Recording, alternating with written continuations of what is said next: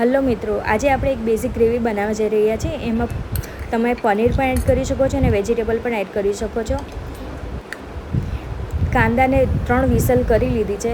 તમે ઈચ્છો એટલા કાંદા લઈ શકો. મેં અહીંયા 4 કાંદા લીધા છે અને એની અંદર મેં પલાળેલા કાજુ, તલ અને દાણા લીધા છે.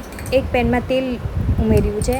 એની અંદર ગ્રાઇન્ડ કરેલી પેસ્ટ છે. એની અંદર લસણ આદુની પેસ્ટ એડ કરી છે.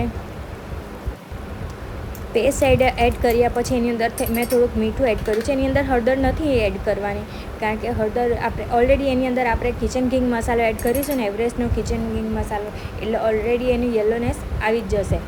એની અંદર મેં લીલું મરચું એડ કર્યું છે, મરી પાવડર એડ કર્યો છે. હવે એને થોડીક વાર સોતે કરવાનું છે. હવે મેં એની અંદર એવરેસ્ટનો કિચન કિંગ મસાલો એડ કર્યો છે. એવરેસ્ટના કિચન કિંગ મસાલાથી ગ્રેવીનો બહુ જ સરસ ફ્લેવર આવે છે. એની અંદર ભરપૂર મલાઈ અને બટર એડ કરજો, એટલી સરસ ગ્રેવી થશે ને, એકવાર જરૂર ટ્રાય કરજો. આ મેં મરી પાવડર એડ કર્યો છે. હવે એને સ્ટર કરવાનું છે જ્યાં સુધીને એનું ગ્રેવી વ્યવસ્થિત થઈ નહીં જાય, કન્સિસ્ટન્સી આવી નહીં જાય. જો હવે એનો કલર બદલાઈ ગયો છે. મેં આ 3 ક્યુબ ચીઝ, ગ્રેટેડ ચીઝ છે એ એડ કર્યું છે. ચીઝથી એકદમ ક્રીમી ટેસ્ટ આવશે અને ચીઝી ફ્લેવર આવશે.